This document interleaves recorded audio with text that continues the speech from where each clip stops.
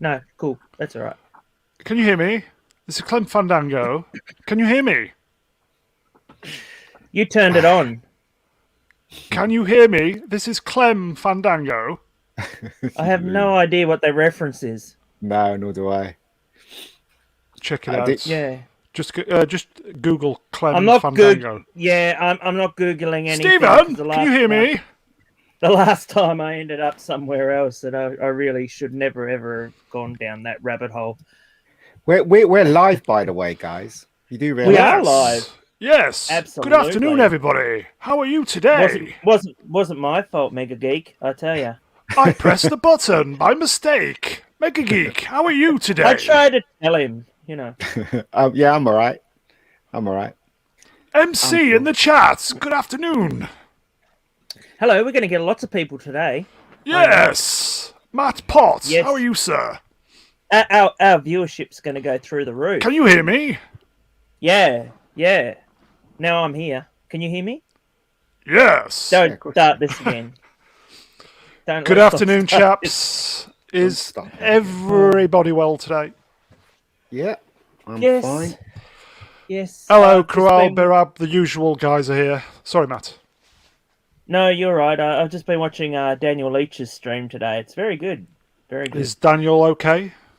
He does a fantastic conversations pod. Well, the last stream. was it yesterday's one you watched? Was it? I think Matt? you're actually you're popping up in it. Yeah, it's the one. Yeah, PJ Maybes. Yeah, the guy with the beard spoke a lot. PJ Yeah. Maybes. I really wanted to hear from what's the girl's name again? Her. I want to hear Charlotte? from her. I want to hear a lot Charlotte? from Charlotte. Yeah, and Yeah. Dan. But the guy, I mean, you know, the guy in a bit, he wasn't bad, but he did say a lot. He did dominated that stream. But it Well, wasn't too bad. he's the guest, so That's true. That is don't know. true. That is Yeah, true. yeah, and he had a lot of good things to say. So He did yeah, indeed. I'm enjoying it. I'm Yeah. enjoying it. So that's what I've been up to today. I've just been trying to calm down and ease off before I go back to work soon. So Oh, have you had the day off today? Yes, again. I pretty much told him I was going to take the day off, but I can't take compassionate leave because apparently my aunt isn't classified as a Yeah, it's not relative. close, is it? Yeah. That's And it's crazy. like, it is, isn't it? Especially since you were, I wasn't extremely close to her, but I mean, God, she was around me my entire life, especially in my younger days, and I cried my heart out for an entire day, and I think, well, bless you. and then they expect you to go back to fucking work and, have to think about things, and you're like, fuck you. No, that's not And, good. I don't know how it works for the entertainment industry, Mega Geek, but for us little labourers, Well, I don't know why you're asking me about the entertainment. I've only ever worked for the entertainment industry, I think, twice in my entire career.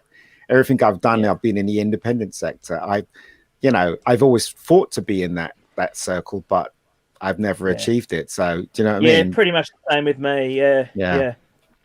But Yeah. I Maybe mean, they'll like me. everybody's got their own. Everybody's got their own rules. No, I don't think anybody likes anyone. Krual, Birab, in the chat, I had to work on the same night as my dad died. It sucked. That's Well, They wouldn't let me go to my bloody uncle's funeral, for fuck's sake. okay. Well, I'll just tell. I don't want to outdo everybody, but when my mother died, the way they had the rotas where I worked, there was nobody available to do my job because everybody was on holiday and there was only me who could do it. So I literally had to go to work 4 hours after my mother had died. So that was quite tricky. But then I had to come in on the Monday and do a 36-hour shift. So yeah. So I don't want to top. I don't want to top anyone, but when you're going to when my dad died, Hello, Commander. When my dad died, I just finished Bad Day, just finished making Bad Day, and the car that Claire uses in the film is my dad's car. So I put at the end of the film, thanks to my dad for the car, RIP, whatever. And I remember on that day when he died, I got a call from the distributor. No, one of the people telling me that I got a bad review in a magazine called Metro. And then basically, when that day they had the premiere, and I had to go to the premiere, and they took out that thing at the ending about my dad. They took it out completely. Oh, what? Yeah, so I was really, after the screening, I was really feeling like shit, and I didn't want to talk to anyone. And I just left. Did they have the right to? Well, apparently so. Did they have? It's distributors that took it out. I put it back in. Yeah, the version. If you see my version, Good. I put it back in. So MC in the chats. Other jobs are available. You only get one set of parents usually. You know what? I could life, same with when my mum got sick. My mum got really, really sick, and I was just like, I'm not coming to work. Fuck you. Yeah. I'm looking after my family is more important than this shithole. Yeah. And so anyway, I ended up taking, because they said, take all the time you need, and I said, well, I fucking will, And so anyway, I did, and it was, of course, it was during the pandemic too. So this is like very early on last year. And it was, I was having to fucking bloody go through all that shit as well, going into hospital and, having to deal with all these fucking bloody, doing bloody filling in forms and that constantly and all this shit and, doing what adults have to do. Yeah. And, then eventually they just said, oh, the boss wants to know when you're coming back. And I'm like, well, I'll fucking come back tomorrow then. It's like, well, I honestly, I couldn't give a shit, about them. I honestly couldn't. At the time, and it's still the same. My family is more important than anything. Yes. And so, and it should be for everybody, Well, that's the thing. Hey, Commander. That's the thing. Hello, Commander. When you get older, that family is the most important thing. You only learn that when you get a lot older. Yes. So no, I've learned that too, and like pretty much after I hit 40, I pretty much learned that things are not all entirely rosy and everything like that. They're not gonna. Nobody's around forever, and life's finite, and But you must have a positive attitude. It doesn't matter how old you are or how much strife that happens in your life. You've literally got to force yourself to have a positive attitude. Otherwise, you won't move forward. That's the thing. Speaking of positive mental attitude, the Stig is here. Hello, Stig. That's Commander Culture to you peons. It's the American. Stick to us. I'm here. A positive attitude. How about that? How about this? How about we take it out of the personal and move it into the fictional? Because one of the things I wanted to talk about today, I don't know if you guys have seen it. It just dropped. Is the opening scene for the new Mortal Kombat movie? Have you guys had a chance to look at that? Is it good? It is spectacular. I have rarely seen such a good bit from such a movie with, we can call it low expectations. It's Mortal Kombat, but the director seems to be taking it really seriously. And if you get a chance, of course, everyone after the stream, just go on to YouTube and look it up. It's already got like 7 million views, something like that. And it is really something to look at. I thought it's kind of it's the origin story of Scorpion, and so how many dislikes did it get? Sorry, there were two people talking. 18 dislikes it got. Ian, could you do me a little favour, Ian? Could you copy the link and post it into the chat? Sure, no You're worries. a moderator now, so you can do that. Am I? Yes. Commander, sorry. Oh, yeah, no problem. I've been keeping an eye on the film. I'm a Mortal Kombat fan going way back to the original movie. And when always when they reboot it or when they do something new, you kind of get a weird feeling about it. There was the web series. I don't know if you guys caught the web series of Mortal Kombat that they did maybe in the mid 2000s. That was quite good, I thought. Anybody seen that, or am I just talking? I think I saw the first. Was it a web series? It was a web series, wasn't it? I think I saw the first few episodes, but I'm not really a big gamer, so yeah, I stopped. Well, I got to tell you, I'm I not... am, but I don't like the movies. Oh, really? Okay. See, well, we've got a whole mix here because I didn't get into Mortal Kombat, the game. I was, I did a little bit of Street Fighter, and then when DOA came to PlayStation, I like Street Fighter. I was on it. But Mortal Kombat was just kind of like, man, it's a little too, whatever. But the films, I just thought the first movie, the web series, and then this one, I really. It's a step above. You wouldn't even think it's a video game movie. You would think it's like a fantasy, samurai movie, like a Crouching Tiger, Hidden Dragon or something. Just from the first 7 minutes. You sound very excited for this. Well, I am excited. I like to be excited about stuff because there's not a lot to be excited about nowadays, and America seems to be falling apart at the seams, and the rest of the English world will follow it, and so if we can get a couple of good movies on the downslide, I would call that winning. Yeah, I agree. Winning, right? Hashtag winning. So I remember when the cinemas opened briefly again between first and second lockdown over here. What was the Russell Crowe film, Ian? Unhinged? Yeah, I haven't seen it, but Keith saw it and he said it was really good movie. Yeah, he went to see it, but I didn't. The last film I saw in the cinema was that Christopher Nolan one that was just Tenet, which was just confusing. Enjoyable but confusing. Yeah. I think I saw 3 films last year. That was Sonic, which was really good. I like Sonic. Tenet. I think that was about it. And Unhinged. And because I hadn't been to the cinema in a long time, Unhinged was just amazing just to be out the I've got to see that. Is it on Netflix? I don't know, to be honest. I don't know. I'll check it out. I'm sure it'll be somewhere. Yes, it was. I was thinking if I ever had a YouTube channel, I'd have a section called Russell Crowe is an asshole. You don't like him, do you? No, he's a prick. He is a real prick. If you've seen him in any proper interviews here and that, he just doesn't. He's just not Leeds an United enjoyable person. He's not. No, but he's just. Leeds. He doesn't get if someone asks him to join in, he's the sort of person to say fuck off. Right. So yeah, he's just that sort of. Did you hear the story how we met Henry Cavill? He met Henry Cavill when he was shooting something in England, and they were shooting in his school, and Henry Cavill was really young. I think it was like. I've heard the story, yeah. Yeah, and that's where and Henry Cavill was asking him all these questions because he wanted to be an actor. And he obliged. He answered all his questions and stuff. And that's how they first met. And then they end up in Man of Steel together, don't they? So that was pretty cool. Cool story.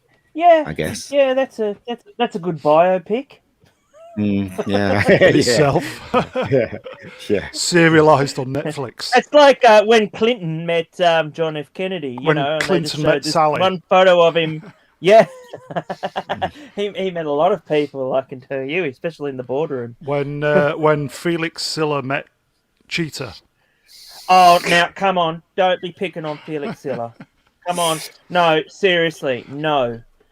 So what films are we looking forward to? That was a joke in love, not taking the piss out of him. Guys, what films taking the piss out of you? That was taking the piss out of you. What films are you looking forward to? There's Dune coming out, right? What do we think about that? That looks that looks like you have to work at watching that film though. I don't like films like that, like the last Blade Runner. 2049. When you have to work to make that film work for you, I think that's just not cricket, mate. It's not cricket. That's what I say. I don't know. That's a totally different film. I probably wouldn't have liked that in 2D, but I saw that in 3D, and believe me, 3D boobies are fucking fantastic. They really are.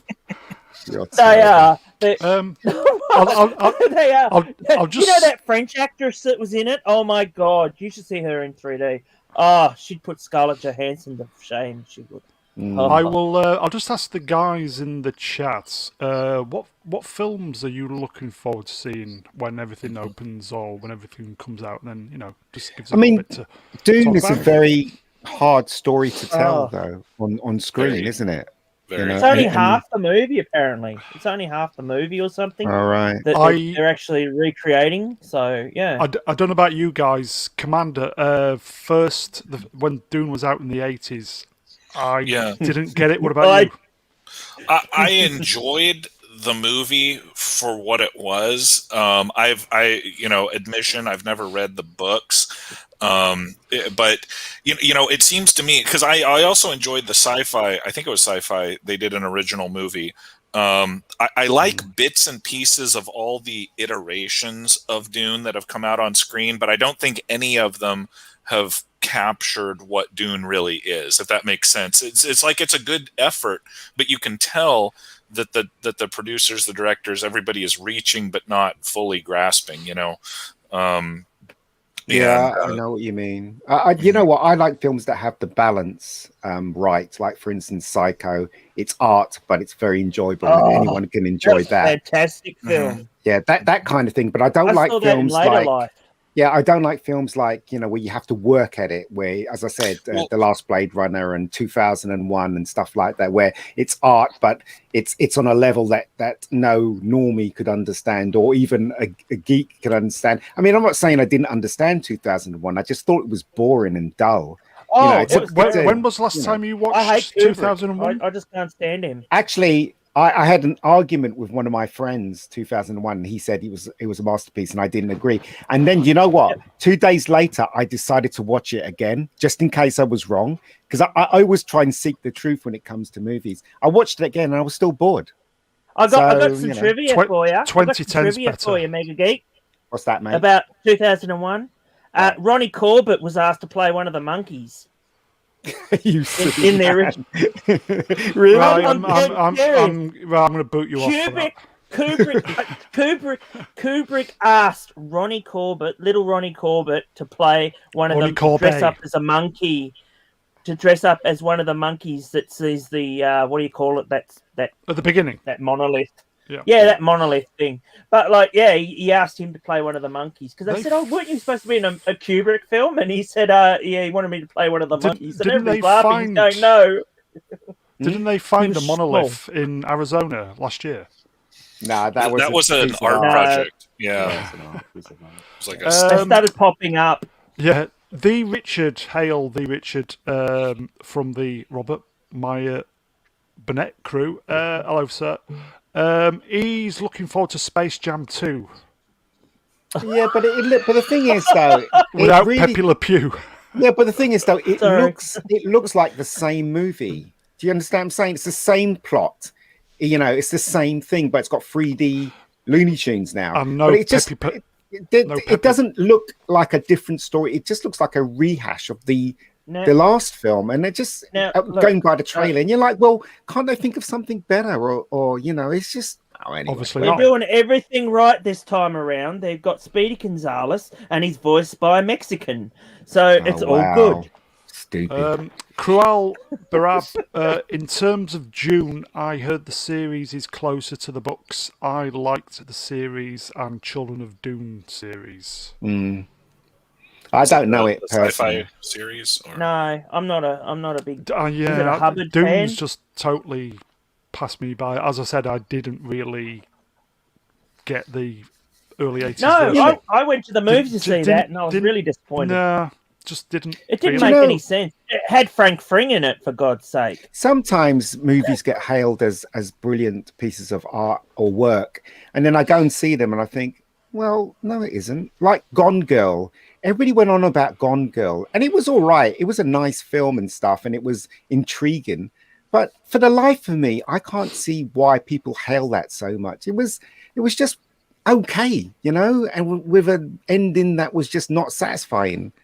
As I said, was it viewers that hailed it, or like critics? Because I think it was critics. Yeah, critics will say all kinds of stuff to get backs patted and stuff. The movie was lame, really lame. Gone Girl, good grief. That I think that's one Ben Affleck should forget he was ever in. Yeah. On a long line of ones he should forget he was in. He should just pretend he was always ever Batman, and that was it. That was his whole. Wasn't he in Jiggly or something stupid like that? That's terrible. Geely, with J-Lo. Yeah. So. Oh yeah. The film that he directed though, Argo, was really good. Really, really good. And I really like that film. Argo, yeah. He directed it and he was in it as well. And I thought it was a really good movie. And I think he won an Oscar, did he not won an Oscar for it? A director Oscar? I think he did, yes. Yeah, it's a really good film. It really, at the ending, it's really your edge of your seat at the ending. So, he can star in good films, Ben, when he wants to. The chat has been saying that Space Jam 2 looks pretty much like Ready Player One, it won Best Picture as well, which was a good film. All right. Yeah, Ready Player One was okay as well. Not one of Spielberg's best. Put it that way. Oh no! You know what I hated the most in that film? It really Shining. brought it down to me. Yes, exactly. I hated it. As soon as they had that Shining part in it, I was like, "But in the books, it's the Goonies."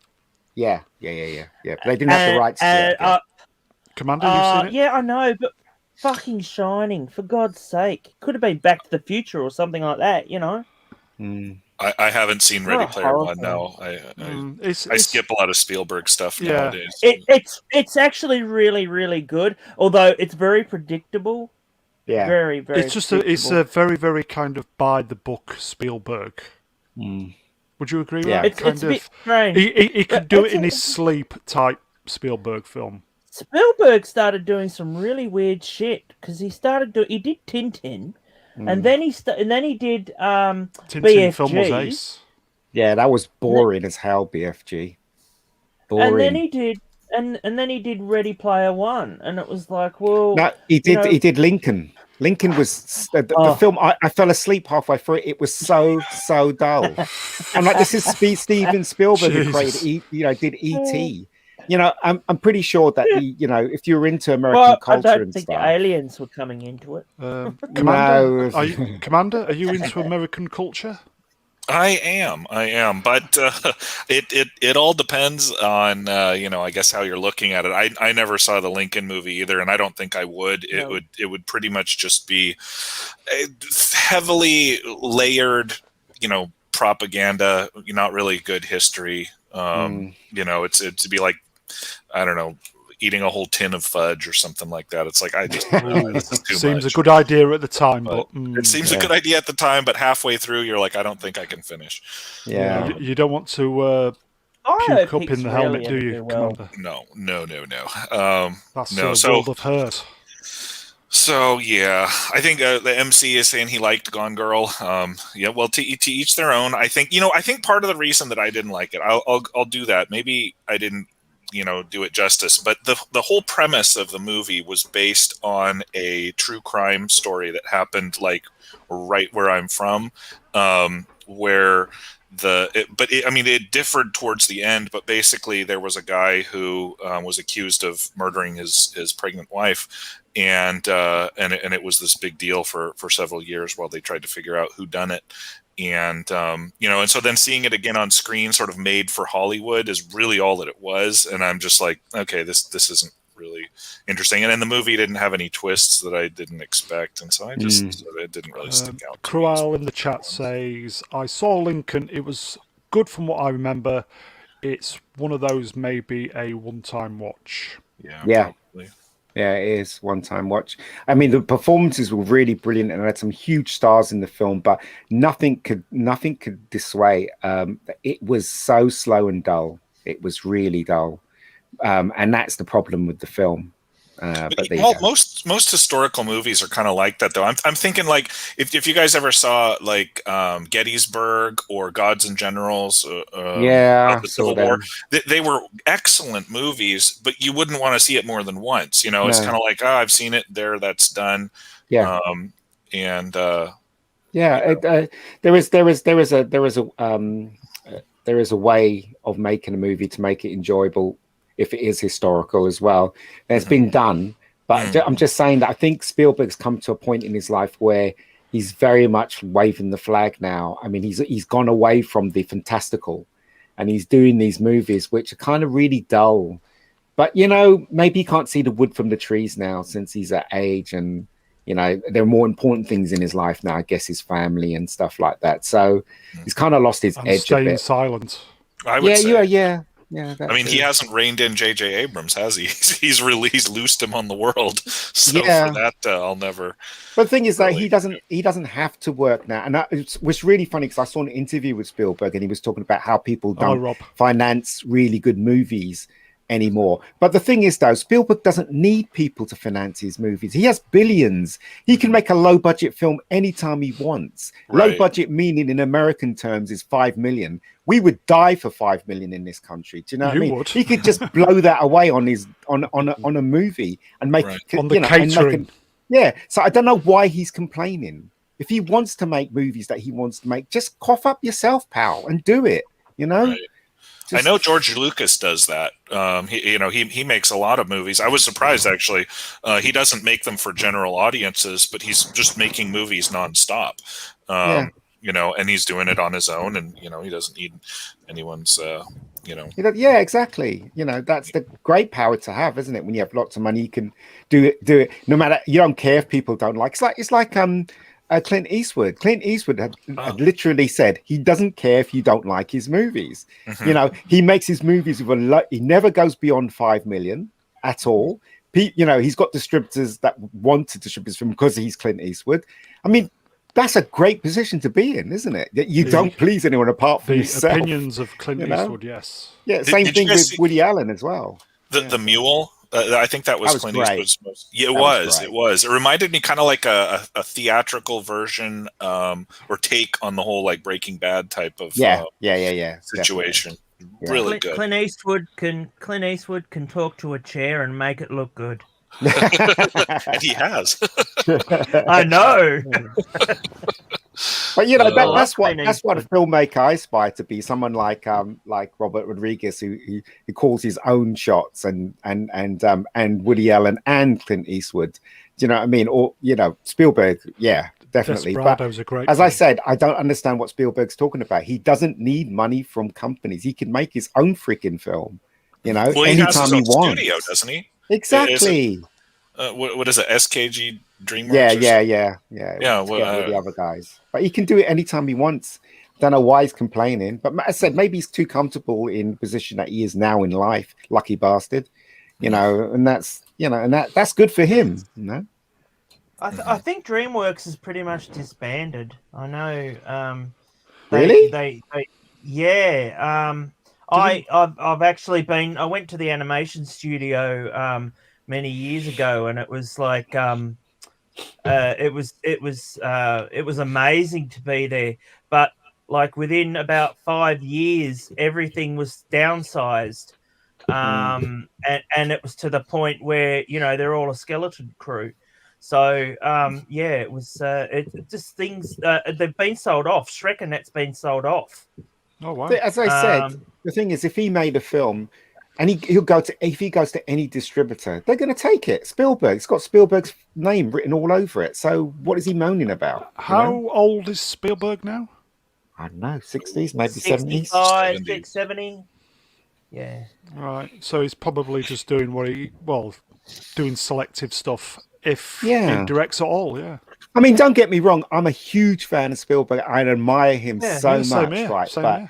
But as a filmmaker, I aspire to be artistically like him. But I don't understand why. If I was in his position, I'd be like, screw everybody. I'm making my own films. This is what I live for. Yeah, a very artistic film from Spielberg was Hook. I felt. You reckon that was artistic? Yeah. Or autistic? Yeah, for him. Now, come on. No. It was a very arty film. It was. You reckon? If you look at it. Yeah. I mean, just these choices that he did for that film. I just felt like all the actors were wrong for the parts. They were. Yes. They were. The soundtrack was great. I thought. John Williams special. John Williams always comes in. Anything he puts music to it just lifts the film. Absolutely lifts it. Oh yeah. Yeah, John Williams is amazing. He's never faltered. He did a lot. I didn't know he did a lot. I know he did some Irwin Allen shows, TV shows, but I didn't know he did the movies as well. Yeah, and he did. Apparently, he did, yeah. I was watching a documentary, and like Irwin Allen actually listened to one of his songs over the credit sequence to this one of his movies, and he hated it. He absolutely hated it, and he stormed out of the room. And like John Williams turned to his friend and said, What's wrong? And he said, I thought it was really good. And he said, yeah, I think it's really good too. But this is what you need to do. And so Irwin Allen, went back in and he watched the whole thing and he said, that is fantastic. What did you do to it? Wow. And you know what they did to it? What? They just put a cymbal sound over his credit. When his credit came up, Irwin Allen, they put a cymbal over the top. And that was it crashed. The cymbals crashed, and then it was like Irwin Allen, and then he just loved it. Yeah, so, ego. But Daniel Leach is in the chat. When the soundtrack came out, they actually removed it, so it wasn't in the soundtrack. But it was really funny because I was reading about egos, and I read this book once where it had it was Clint Eastwood's first appearance on film, and he was in a film with Rock Hudson. And there's a scene in it where he's playing a scientist. Clint Eastwood's playing a scientist. And there's a scene in the film where he's talking to Clint Eastwood and Clint Eastwood's filling in him about something. And he's wearing sunglasses. And Rock Hudson he kept saying, oh, no, I don't like it. Can we do it again? And they did it something like 20 times. And the director was like, well, what's wrong, Rock? What's wrong? And apparently the reason why he went 20 times is because he wanted to wear the glasses that Clint Eastwood was wearing. Because he thought Clint Eastwood looked too cool with those glasses. And then when they gave him the glasses and they did the take, he was like, yeah, that's fine. Let's move on. So ego. You know what? Really I watched Revenge of the Creature from the Black Lagoon. And I swear to God, he is in that film. Clint Eastwood's in that film. It's one of his first films. Yeah. And I'm like, why isn't he in this whole film? He was talking to the protagonist and it's like, he should be the protagonist, In the chat, the Richard says, sometime in May is Eastwood's B-Day, I believe. Last year, we had a 36-hour watch party of all Clint Eastwood stuffs. Wow, 36, bloody hell. Wow. It's unbelievable. That's serious hardcore. I do like I like Clint Eastwood. Yeah, I think me he's too. He's he's I don't think he's a bigot. Well, by all accounts, he's not a very nice person, but he's a good filmmaker. I don't care. Yeah, I could watch anything with him in it. Krual Birab, better than Russell Crowe. I have about 18 Clint Eastwood films all on DVD as the star of the movies. Yeah. There's something cool about him, though. Even when he's like in his 70s, he's still cool. When he was in The Mule. Clint Eastwood? Yeah, like when he was in The Mule. When he was in The Mule, I still thought he was cool. Yeah. It's really strange, isn't it? Yeah. I was so looking forward to Unforgiven, and that ended up being a strange film, too. I thought it was... I actually consider Unforgiven a classic. That movie was so good. Oh, God, yeah. It was a really good movie, really well directed, and a great character study as well with all those characters. Maybe I'm not as refined as you. Refined? Me? Command Culture. What is? I'm going to put you on the spot here. Sorry, mate. Clint Eastwood. Which film have you seen of Clint Eastwood's where you were very disappointed? Disappointed. Firefox. I was going to say Firefox. You were going to say that. Firefox. Yeah. I mean, that was at least entertaining. I'll tell you what. I can't answer that because every movie I've seen him in has been great. I thought I enjoyed him. Like good to great. I didn't see $1 Million Baby because it looked boring, and I don't have any interest in seeing it because it looks boring. So maybe that answers the question. I don't know if it wasn't marketed correctly, or everyone liked it. I'm not saying it's a bad movie. I'm just not saying I would want to spend 90 or Yeah. Minutes Yeah. of my life. So the remaining three of us are saying Firefox. Well, the reason why I didn't like Firefox because it was dull. It was until he got into that plane, it got better. But Think it Russian. just think in Russian. Thinking Russian. A Canon film, wasn't it? It was a Canon What's that? film, wasn't it? No, No, it's not. Warner. Wasn't a Firefox Canon was film. like a Canon film. Oh, okay. No, it was Warner Brothers. Warner Brothers. Warner Brothers. Oh, geez, Classic that's even worse. Warners. With the It was red all and right. black logo. It just took time. It just took time in getting to the conclusion of the film. That's all. It was just kind of slow. But Clint Eastwood's always good to watch, though. Always good to watch. Oh, It absolutely. was a great looking plane. Yeah, it was. It was. Fantastic It looking was, aircraft. Yeah. It was a good movie as well. It was kind of all right. The last 30 minutes was excellent. That's what I'm saying. You had to wait all that time just to get to something that was really quite cool. I've always got time for his westerns. I always do. They're Yeah. probably one of the few same that here. I actually watch over and over. Pale Rider. I love Leone. Yeah. I love Westerns. Pale Rider. Pale Rider is so simple and such a great. And the climax is so good, where they try to kill him, but he goes around and right at the very. What I liked about Pale Rider was he had a history, but it was very mysterious. Because right at the very ending, when he kills the final guy, he goes "you," and then he just shoots him.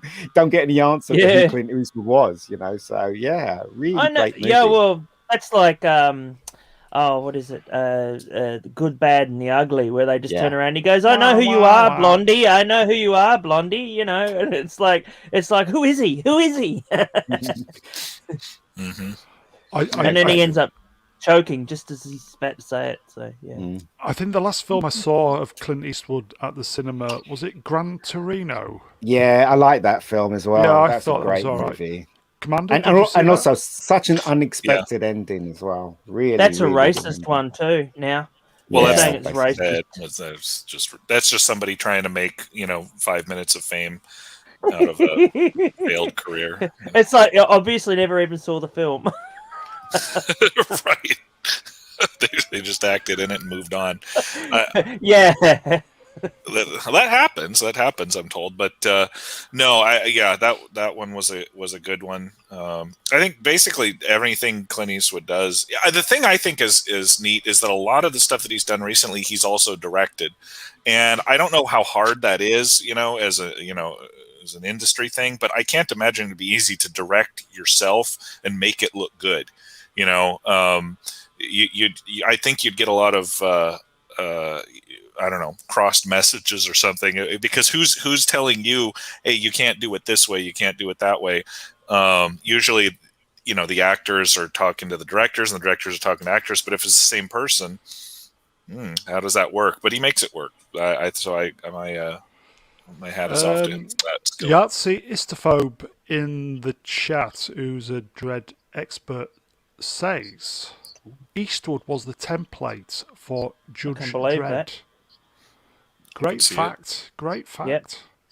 Top trivia from Rob. I can see that. He was. never takes his mask Badass. He was. Yeah. He was definitely. He never took his mask off unless he was Stallone. Yeah. And then it was Stallone for the entire fucking film. I did rewatch the Judge Dredd the other day. The Stallone The newer version. one? Oh, the old. And you liked it. With regards to him taking the helmet off, I think the plot dictated that he probably had to take it off, but he took the helmet off before he had to. Is my observation. Well, the thing is, though, it's this stupid thing that Hollywood has where you have to see their face, like Spider-Man, for instance. So you can't emote with a mask. Bollocks, can you remote? I mean, I've read comics where it was just a speech bubble and you felt for that character. So don't tell me you can't emote with a mask. And it's the same thing with Judge Dredd as well. They had to get him to take his mask off, otherwise the style wouldn't be shown. You know what I hate most about is the movie posters where they have them all without their fucking masks. It's like, look, this star, this star, this star, and it's like, I want to see them with their fucking masks on. That's me as a star, not the actor. Commander, would you take your helmet off for fame? Well, I'm with Or is it Doomcock staying on? once I get 1 million subscribers. Yeah.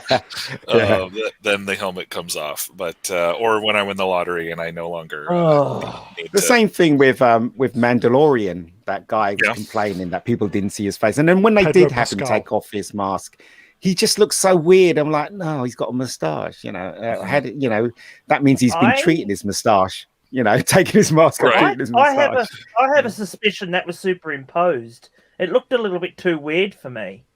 Well, that's his real when they took moustache, that I mask think. off. Well, they were not like just doing a his reverse moustache, but his whole caval. A face. reverse. They were doing reverse caval, yeah. A reverse caval. Yeah. I think they were deciding whether or not he was going to be like, whether or not they were Trademark going to that, have him reverse reveal caval. his face. Yeah. Yeah, Crowell has a great point here. He says, throughout the whole, Here we go. Star Wars, Darth Vader's got a mask on. Boba Fett had a mask on and had even fewer lines than Vader. I was thinking about it. There's whole genres of like Japanese drama where they wear masks and that's it. I mean, it's silly to say that you can't connect with a character or that an actor can't emote behind a mask. It almost heightens the talent. Well, let's just go through this Hollywood. Let's just go through this Hollywood stuff that they always do, right? One is that if they're going to bring a character back, right, from a TV show or movie, he always has to have a son with him. Do you know what I mean? So that's one of those Hollywood tropes, isn't it? Yeah. And then if you're gonna remake something, we can't have the original cast in there because they're too old. The young people won't relate to them. Let's get a new cast in. That's another stupid thing about Hollywood. They always don't do those two things, don't they? For some stupid reason. You don't think we could re-like Bill Murray and the rest of the Ghostbusters cast? Bill and Ted. If you did it, why won't we? What? You know what I mean? It's so stupid. They're the Ghostbusters. Of course, we're going to like them. Doesn't matter what age they are. Do you know what I mean? But they put them in anyway, and they were still shit. Yeah, well, they put them in as really bad characters. Yeah, well, they put them in cameos. That's not what we want. We want to see the Ghostbusters. MC in the chat says V for Vendetta, which I've not seen. Hugo Weaving keeps the mask on. That's right. And half of it's not even Hugo Weaving. If you want to be funny, he's not even Hugo Weaving for half the movie. It's stunt double or something. No, it was another actor, and they sacked him. Oh, yes. That's juicy. I'll have to look that up. I did not know that. Absolutely, it was a British actor. He ended up playing Solomon Kane in that movie that came out. Proofroy. Yeah, him. Yeah, Solomon. He that was a the original. Good movie. I liked that movie, Solomon Kane. Yeah, nobody else liked it. I don't know it, but okay. No, because he was in that, but like he started out doing that role, and then Hugo Weaving took over after he was sacked, but we don't know why he was sacked.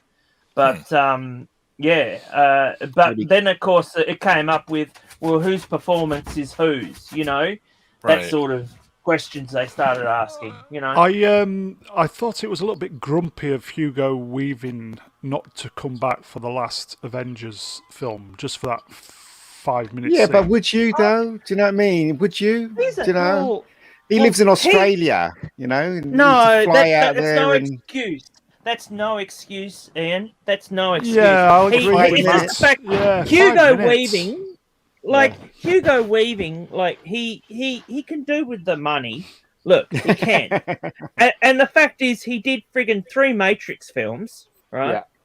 Where the character was totally fucking overblown and just I never related to him as far as being a villain.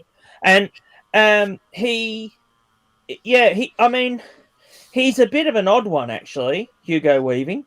He is, so, but it's just like when he was doing the voice of Megatron in the Transformers films. They ended up, actually, because eventually he was just like, I don't like this, there's no real character development and all this sort of thing. So he left it, and they gave it back to the original Megatron, Frank Welker. to do but voice. And he was heaps better. Yeah, but Matt, the thing about him is that he's one of those actors that likes his you know, he likes to do a performance, and if he doesn't see anything worth his while as an actor, as a, you know, as a performer, then he leaves. I mean, quite rightly so as well. I mean, method. Yeah, quite rightly so. I mean, in the Avengers, he was in it for what? How long? Less than 50 minutes, maybe less than 10 minutes. I mean, it's not worth his while, really. Let's face it. I mean, the guy. Well, look, there are actors that appreciate. They're actors that want to be in the zone, and that's all they do it for. And if that's taken away from them, if they're not given a good role in a movie, then they just kind of walk away from it. Even doesn't matter how much money is being offered to them. They believe in the art, and he's one of them, you know. And you can't say any fairer than that, you know. That's the thing. But he must be well off enough to be able to do that, you know. Maybe or maybe not. I don't know. He should have just done it for the fans. Yeah, but you know, actors are actors, and why should they care about the fans? I guess I don't know. It's a new thing today, isn't it? You know. Yeah, it's not like, you know, we're actually paying to see them or anything. yeah, I don't know.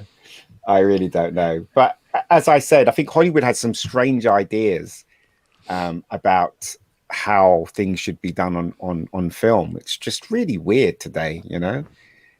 I don't know, mate. I really don't know. Do you have any, being that you're from that neck of the woods, have you anything to add? Well, I think I mean, it's just as far as actors and that kind of thing goes with the fans, it might be, and I don't know Hugo Weaving's career and like sort of how he did it, but a lot of times actors who will star on you know, film see themselves as dramatic actors. Like they want to keep going back to the stage, and so they see their audience, they see their fans as, you know, the people on Broadway or the people that are on stage, not whoever's viewing some kind of movie for $7 at whatever, or sitting down and eating pizza. You know, they have the different interpretation, and so it's like, well, that's my craft. You know, I just you know, show up and play Agent Smith or whatever for the Bills, and then I go off. I did like Agent Smith. You know, do that. No. I liked him to start with, and it sort of got overplayed a bit. Like when you have 30,000 Agent Smiths, it's like, okay. You know, it looked amazing, though, that did. Come on. It amazing. Did. Oh, sure. It was probably still looks good now. No. If you look at it now, it looks a bit rubbish. It looks like rubber. Yeah, it does. Yeah. I was like rubber. Hey, take this out of my fucking accent. Are you thinking about chimpanzees again with rubber? No. I saw a clip on YouTube, and it was this guy. He was driving, and he had to stop, and it was these two kangaroos fighting in the middle of the road. Have you seen it? Yep. I was like, yeah, there's a few of those. Wow, that's amazing. And they're literally using their fists, weren't they? Don't fuck with them. Yeah. Yeah. No. Kangaroos can knock you out. Cruel in the chat, Christopher Lee, the mighty Christopher Lee, said in an interview that a lot of actors just want the money and glitz, and any actor that believes their own hype is dangerous. Yep, that's true. Boom. Well, I think that's mic true. drop. Yeah, I think that's true. Like Brie Larson. Oh God. What's wrong with Brie Larson? Oh, Brie. What's right about her? I prefer my Brie with holes in it. That's what I prefer. I think she believes everything that's written about her, you know, except for the negative stuff. The negative stuff's like, oh, he's just a white man, a white old man. You know, actors. I don't know. I've worked with a lot of actors, and they're pretty complex people. They have to, you know, have their emotions on their sleeve, and you know, and it's difficult for them really to actually, you know, get to the point that the script dictates them to do. So you have to kind of nurture them, and you have to kind of point them in the right direction. And you have to make the environment as well when they're on set. Make sure that they have the time to emote and have the time to build up and that emotion and stuff like that. So I do see it from their point of view, and I do see it from Hugo's point of view as well. If it's not worth his time performance wise, then why should he do it? You know, that's the thing. I can cry on cue. If somebody steps on your foot, right? Yeah. That too, or I get pinched. I don't know. Interesting. Yeah. Yeah, well, speaking of people who believe their own hype, I'd say Patrick Stewart's one of those. Oh God, yeah. Who just went straight to his head like a nose full of cocaine. And, he does Franchise sound really killer. old now, doesn't he? He seems very fragile. No. Yeah, the trailer for Picard's S2, God, he sounded old. is that the one where they said Q? Yeah. Oh God, yeah.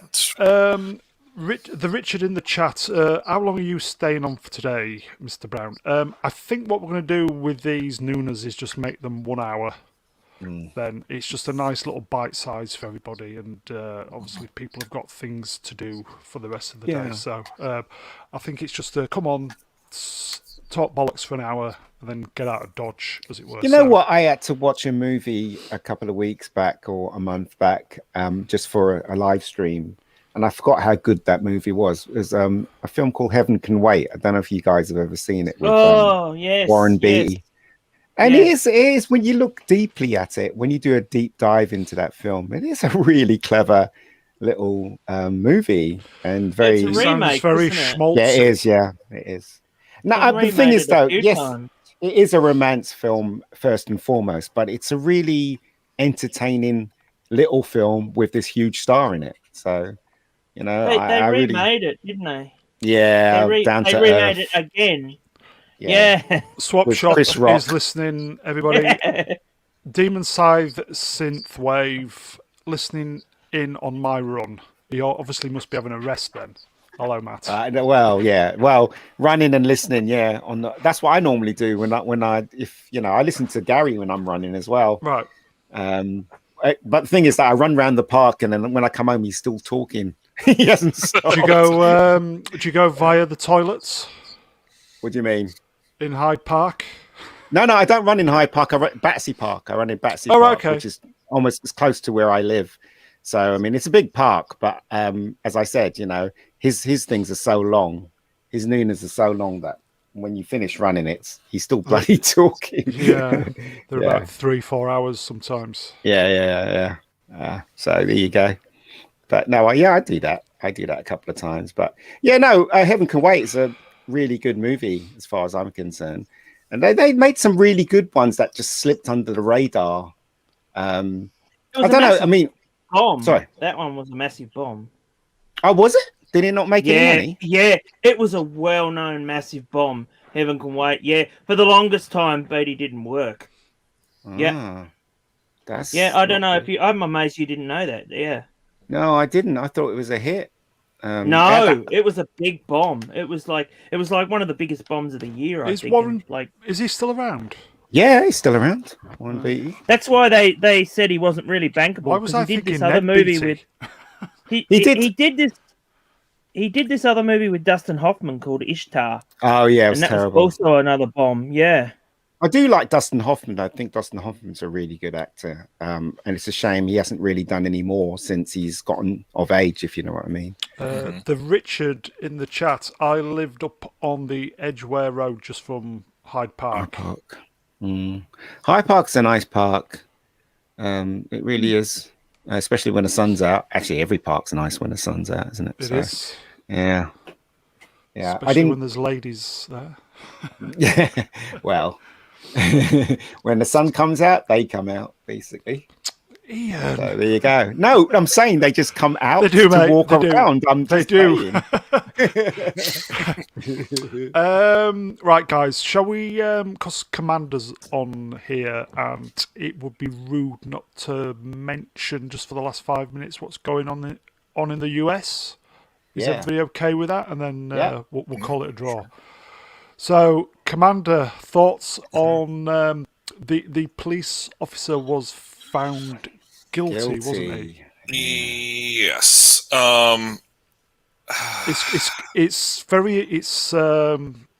Twitter was on fire yesterday with it all. Well, Twitter's full of a lot of very odd people with very strong opinions without much backing. My thought is I was reflecting on this as I was going over the news.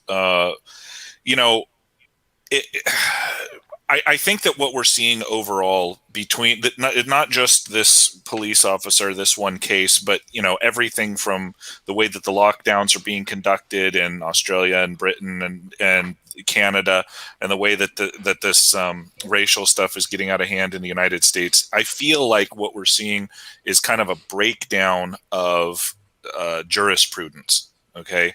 And that's a big deal. Which means like the system of laws, the legal system, right? If you look at the Russians, you say, what do they have? They have their literature, right? If you look at the French, you say they have their philosophy. The Germans, they have their science. What British do the English-speaking people have? Well, we have Anglo-Saxon law. We have the Magna Carta. We have the English Bill of Rights. We have the American Constitution. We have these things that are kind of the envy of the world. If you think about it, we are the only people who have never fallen into despotism, since the Dark Ages, and part of that has been because of our system of laws. And when I see those system of laws now falling apart, there's a lot of speculation that the reason that this verdict was handed down the way it was because of the jury felt threatened. They weren't able to make a determination based on the facts that were presented to them, because I'm going to be honest with you, the facts as they were presented to them would exonerate this officer. When you're a police officer, if you're operating within the scope of the training that the state and the city have provided for you, you're more or less not touchable, because that's been vetted by the courts. Okay. And everything that he did was part of that process. The fact that this guy was, 1 foot in the grave already when he decided to act all crazy is a sad sort of, confluence of events. But the fear that the exoneration of this officer would spark riots, or that it would invite retribution upon individual members of the jury, it influenced the case. And when you have that, when you have freedoms of travel, freedoms of expression, freedoms of religion, freedom from fear of unjust prosecution spreading, you see the failure of our system of jurisprudence. It's right almost in front of us. like the mafia buying off the jurors in a kind of a way. The jurors have been compromised. Yes, yeah. But it becomes unfair then, doesn't it? It does. Do you think he deserved the verdict, though? Do you think that guy deserved the guilty plea? No. I don't think that the police officer, because I don't think that the facts bore out the 3 charges that were put against him. That's the most simple way I can say it. The officer didn't negligently kill the suspect, right? There was no evidence that I saw anywhere in the discussion or in the court proceedings that illuminated that particular What fact. about the video evidence when everybody was saying he can't breathe? Can you just ease up on your knee on his neck? What about all that evidence? Well, his knee wasn't on his neck. His knee was on his back. And there was testimony by multiple people, including prosecution witnesses, that said that if you can speak, your neck, your windpipe is not being obstructed. Depends on where his knee was, though. True. Right. Well, I know exactly where his knee was. His knee was across his back, perpendicular from the shoulder towards the waist. That's the technique. Don't ask me how I know that. But how did he die then? How did he die? Because he had swallowed his own fentanyl stash. As soon as the cops came, not only did he have COVID, not only was he, he just downed his thing. Plus, he was already high when he went in to cash the. So shouldn't the autopsy show that then? Did they not present that in the court of law? They did. They did present that.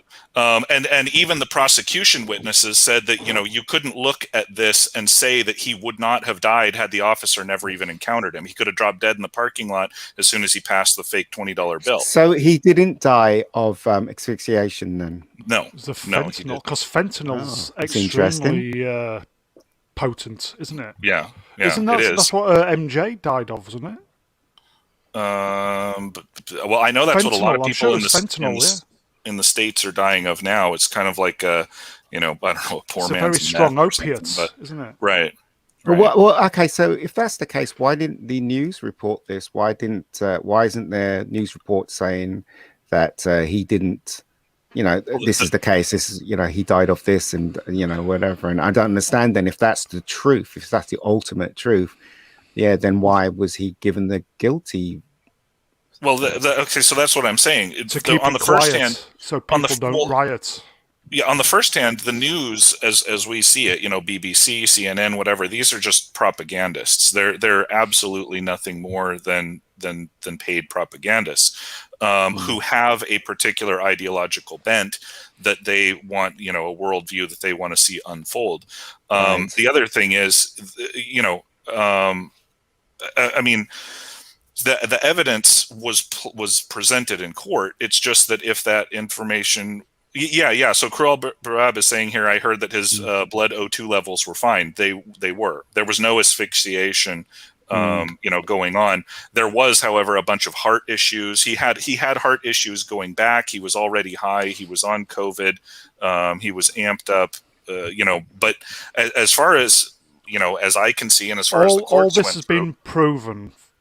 This was proven in the court of law, It's but proven, right? Okay. but the jury is free to say whatever it wants, right? And when you have, so for example, one of the jury members had lived in California in a city called Santa Rosa. That was no longer where they lived. They lived in Minneapolis. But when somebody looked up the name of that juror, they saw a house that they had owned in Santa Rosa, California.